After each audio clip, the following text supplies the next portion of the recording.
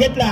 अरे घोडा माझा हुशार आणि केला विचार आणि हुरहुरी आली घोड्याला आणि टांगा घेतला खांद्यावर.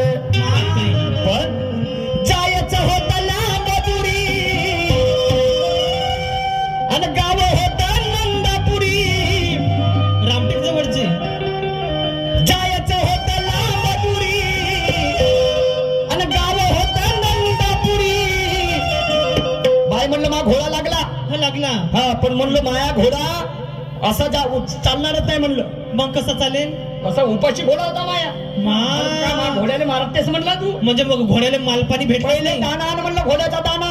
हा दाना दाखव मा घोड्याले.